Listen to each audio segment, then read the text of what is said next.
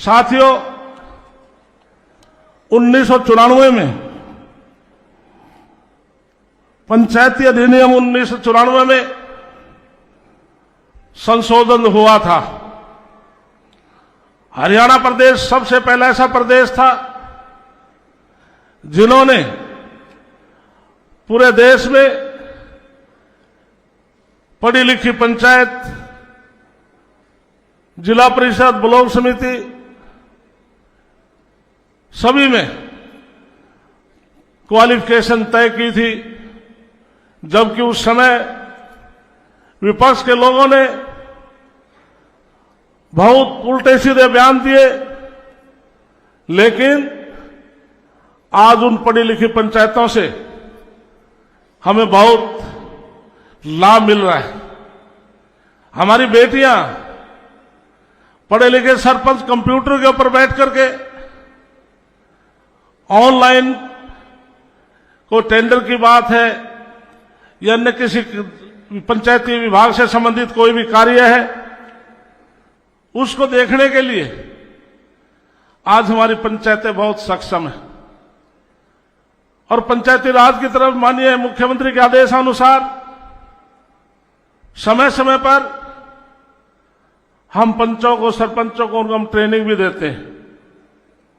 और हमारा विभाग हर गांव पंचायत के अंदर अब हम लाइब्रेरी खोलने जा रहे हैं, जिसमें पूरे प्रदेश की जो बेटियां और बच्चे गांव के अंदर पढ़ेंगे। जैसे मुख्यमंत्री ने मुख्यमंत्री बनने के बाद 100 दिन का टारगेट रखा था, हमें मंत्रियों को भी निर्देश दिया था, आप भी अपने विभागों का 100 दिन का कार्य फिक्स करें। पंचायती राज विभाग ने हमने 6225 पंचायत प्रदेश में 1000 गांव को हमने फर्स्ट फेज में लिया। हम ये लाइब्रेरी खोलेंगे, उनके 2 फायदे होंगे। हमारी बेटियां बच्चे वहां पर कंपटीशन की तैयारी करेंगे। हुड्डा के राज में 86,000 नौकरियां लगी। कैसे लगी पूरा प्रदेश जानता है।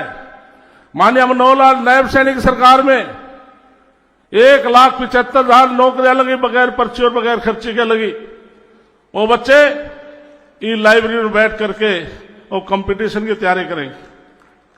1000 गांव में हमने, मेरे सामने जो मेरी बहनें बैठी हैं, महिला सांस्कृतिक केंद्र खोलने का फैसला किया है। हम महिला चौपाल बनाएंगे, उसमें बैठकर महिलाएं भजन कीर्तन कर सकेंगी। म्यूजिक का सारा सामान पंचायती राज देगा। और आज माननीय मुख्यमंत्री जी आज पैसा भी जारी करेंगे। 1000 गांव में हमने फैसला किया है कि जो फिरनी है हम उनको पक्का करेंगे, उन पर स्ट्रीट लाइट लगाएंगे। और हमने 250 गांव के अंदर अब से पहले हमने जिम भी खोलने का काम किया है। प्रदेश में हम हर गांव में जिम भी खोलेंगे। और एक सबसे बड़ी समस्या जो हरियाणा प्रदेश में थी, जो हमारे जो तालाब हैं वो सिल्ट से भरे हुए हैं, उनमें गाद था। तो पूरे हरियाणा प्रदेश में लगभग 19,000 तालाब हैं। तो माननीय मुख्यमंत्री के आदेशानुसार 6,000 तालाबों का हमने, मेरे विभाग ने चयन किया। लेकिन उसमें से 2200 फर्स्ट फेज में हमने 2200 तालाब लिए, जिनका हम सुधारीकरण करेंगे, रिटेनिंग वाल बनाएंगे, टाइल ट्रेसिंग करेंगे, लाइट लगाएंगे, बेंच बिछाएंगे और टाइल ट्रेसिंग से पक्का करके एक पार्क का रूप देंगे। इसी प्रकार से माननीय मुख्यमंत्री ने घोषणा की है कि पूरे हरियाणा प्रदेश में शमशान घाट है, कब्रिस्तान है, हम उनकी 4 दीवारी कराएंगे और शेड बनाएंगे, रास्ता पक्का कराएंगे और पीने के पानी की व्यवस्था कराएंगे। लेकिन माननीय मुख्यमंत्री, मेरे से आपसे एक स्पेशल एक अनुरोध है। पूरे प्रदेश के सरपंचों की बार बार एक डिमांड आती है। जब भाई महिपाल ढांडा जब पंचायत मंत्री थे, जो 60 mm की जो टाइल थी उसका 11 रुपये रेट था। 80 mm की जो टाइल थी उसका 15 रुपये रेट था। लेकिन कुछ बीच में जो 60 mm की टाइल उसका गढ़ा करके 9 कर दिया था, 80 mm की जो टाइल थी उसका घटाकर 11 कर दिया था।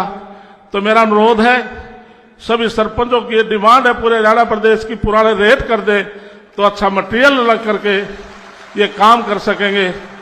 मेरा आपसे ये अनुरोध है। हमने इसके साथ एक बहुत बड़ा फैसला माननीय मुख्यमंत्री जी ने लिया है कि पंचायती राज विभाग जो पूरे प्रदेश में जो 3 क्रम के जो रास्ते हैं खेत खलियान में जो सीजरा में हैं, हम उनको पक्का करने का प्रावधान करेंगे।